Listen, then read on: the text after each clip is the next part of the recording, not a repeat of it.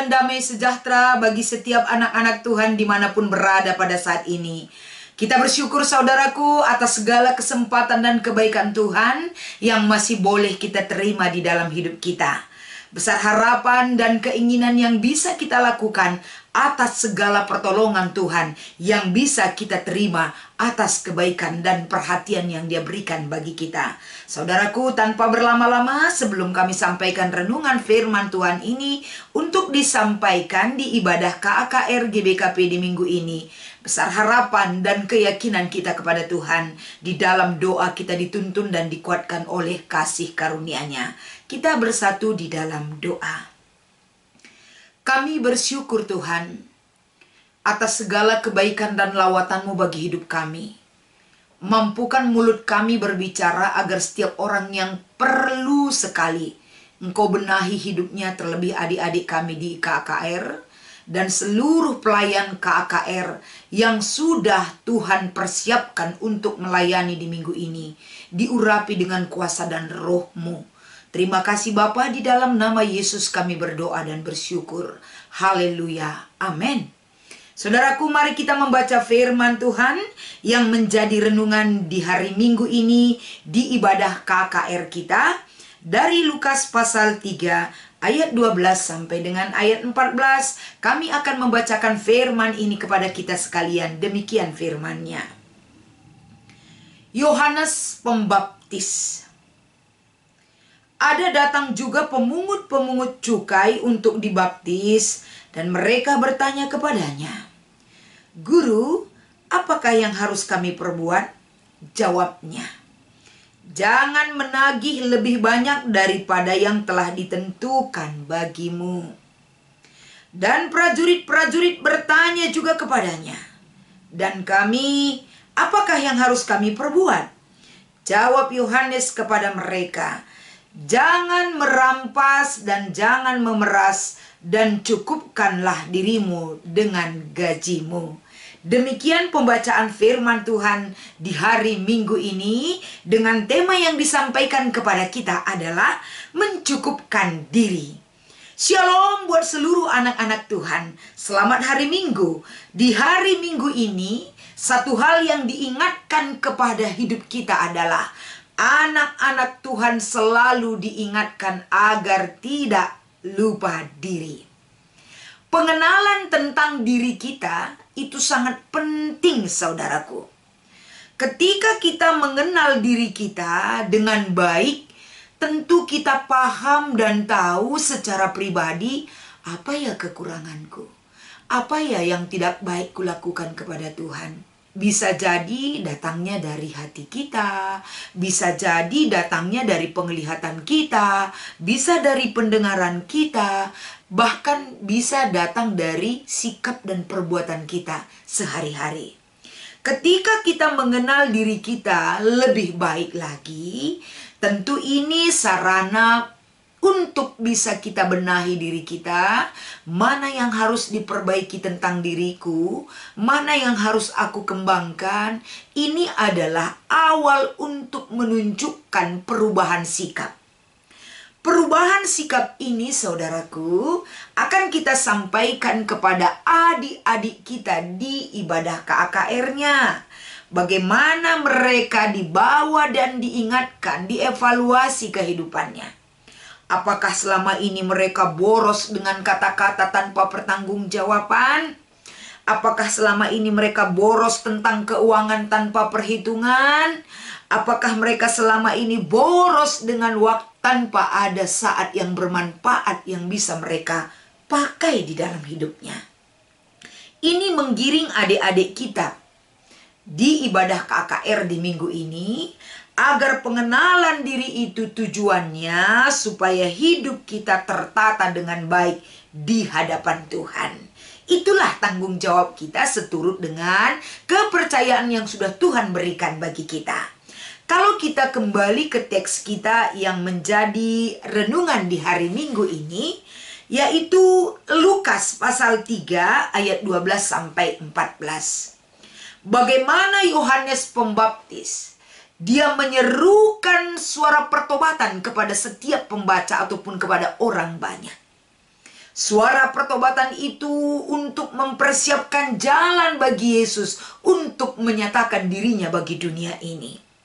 Pertobatan yang Yohanes maksudkan di sini adalah bagaimana berbalik dari sikap yang tidak baik, mengarahkan kepada kehidupan yang lebih baik sebagai persiapan diri kita menerima Kristus di dalam hidup kita. Satu hal ketika Yohanes Pembaptis berkhotbah menyuarakan suara Tuhan kepada orang banyak. Pertobatan itu adalah intinya ketika Yohanes Pembaptis hadir bagi orang banyak. Tanpa pertobatan adalah sia-sia kita menerima Kristus. Pertobatan adalah pintu masuk untuk membenahi diri kita lebih baik lagi. Jadi ketika Yohanes Pembaptis menyuarakan ini kepada setiap orang yang datang kepadanya, sampai pada saat itu pemungut cukai yang mau dibaptis oleh Yohanes Pembaptis, dia mau menerima sebuah kabar kepastian yang dapat mengubah sikapnya, yang harus dia ikutkan di dalam hidupnya, sehingga dia bertanya, "Guru, apa yang harus kuperbuat?"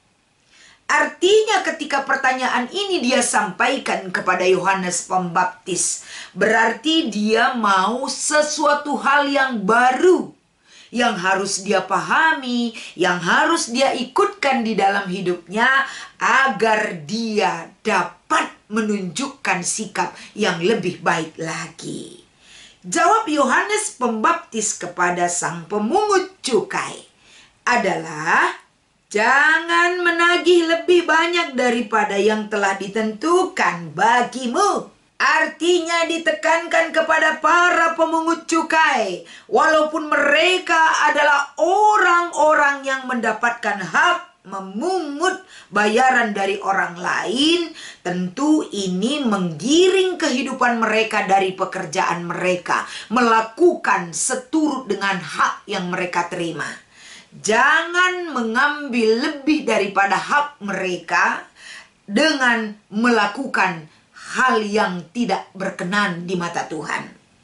Jadi saudaraku, kalau kita melihat bagaimana pemungut cukai untuk melakukan satu hal yang tidak baik, mereka memiliki peluang untuk bisa melakukannya. Mereka memiliki kesempatan.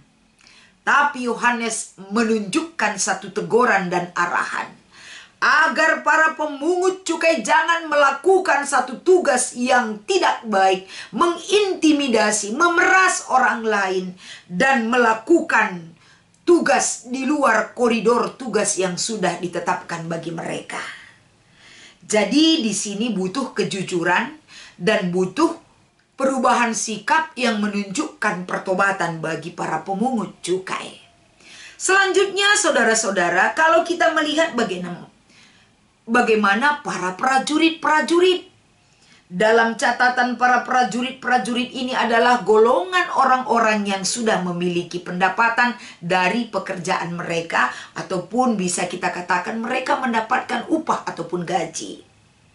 Jadi bagaimana ketika mereka mendapatkan upah, sang prajurit bertanya lagi, "Dan bagaimana dengan kami? Apakah harus yang kami perbuat sebagai bentuk pertobatan yang kami nyatakan di dalam hidup kami?" Yohanes kembali menegaskan, saudaraku, jangan pernah merampas dan memeras, dan cukupkan dirimu dengan gajimu. Kesempatan untuk merampas ataupun memeras sesuai dengan jabatan mereka, bisa saja mereka menyalahgunakan jabatannya. Bisa saja mereka memakai topeng jabatan itu untuk memeras orang lain, bahkan merampas yang bukan milik mereka.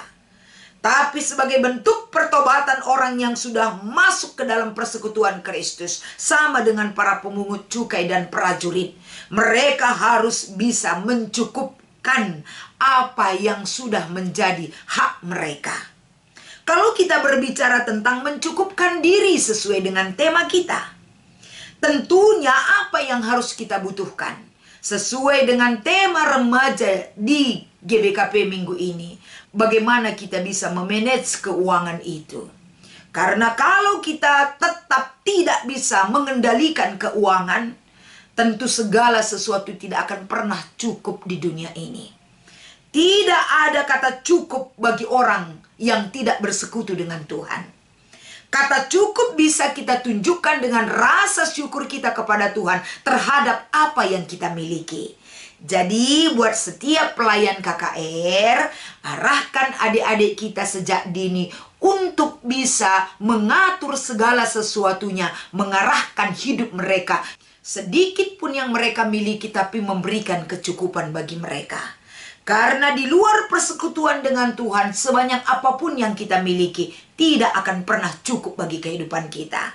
Yohanes menggiring setiap pembaca dan pendengar firman ini agar kita mampu mencukupkan diri kita seturut dengan apa yang kita miliki. Wow, ini bukan hal yang gampang. Tapi adik-adik kita sejak dini nanti bagi setiap pelayan KKR, tanamkan di dalam diri mereka mampu mensyukuri apapun yang mereka miliki. Mereka akan selalu berpatokan sekecil apapun pemberian Tuhan bagi hidup mereka.